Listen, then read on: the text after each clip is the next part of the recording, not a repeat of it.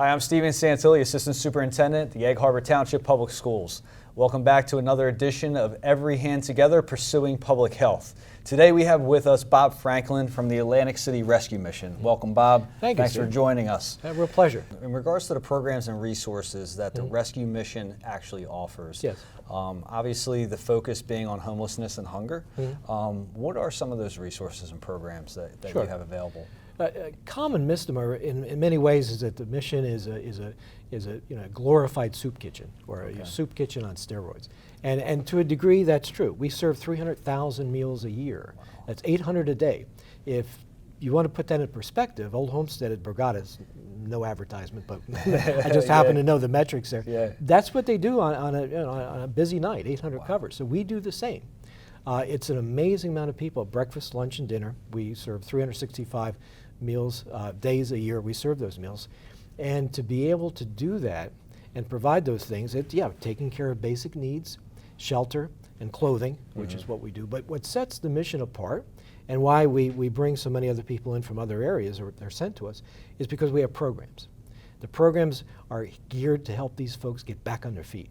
We're not a revolving door, or in essence, like our VP, who's an amazing individual, Pastor Bill Warner, who's been with the mission 35 years. Just an amazing story that you could do an interview in and of himself about his background. Okay. But as he likes to say, we're not three hots in a cot.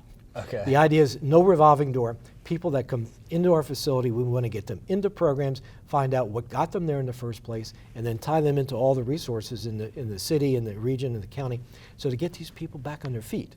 That's the whole idea. We want to give them a hand up as opposed to a hand out, because we don't want it just to be a never-ending cycle. Yes. So, and we've been quite successful with that. Well, it sounds as if the partnerships are greatly of grave importance. I mean, obviously, to be able to see people get back on their feet again, I mean, that seems to be the intent. Yeah. And that seems to be intent with many of the programs and initiatives that are out there to help those that are facing those hard times. Very important. You know, we have close to, I guess, 900,000 people in New Jersey right now facing hunger every day. And those statistics, I'm sure, go up and down quite often. How has Atlantic County been impacted? For that in general, I think there could be some other organizations that could address that a little bit more in detail than we. We deal with the homeless and the housed poor. And our piece of that, if you will, is not just the hunger, because that is a bigger, broader issue like food stamps and SNAP and all those other programs that are great.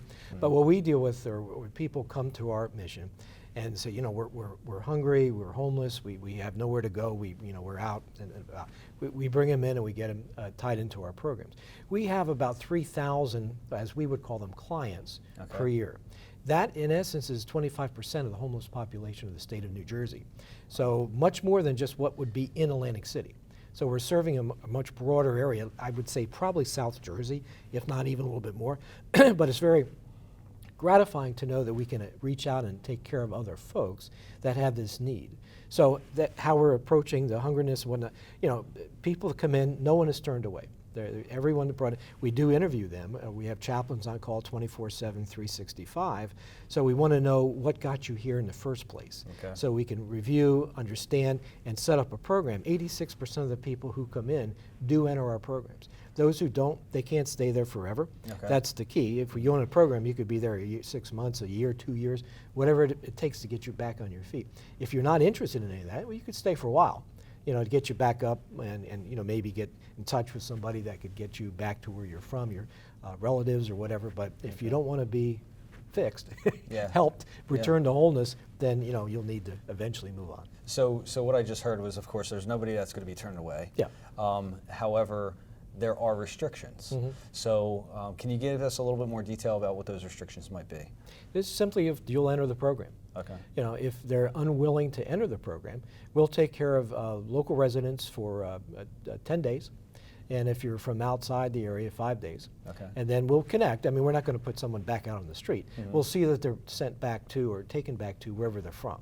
And then some other authorities in that area can help them. Okay. The idea is we don't want them on the streets. We don't want it, particularly in the winter, and other things. But if you're unwilling to be in our programs, then we really can't help you. So the motivation is, let's get you in here, let's get you, on a course. whatever the time frame is, it's whatever it takes to help you get through addiction, mental health, job readiness. We have all these programs. Everyone that's in the mission is given a job. And that's important because we want to get them ready to go out and become contributing members of the society. So the restrictions are, work with us and we'll work with you. Okay. Otherwise, you can stay for a while to take care of your immediate needs. Yeah. And then if you don't, we'll find a place for you to go.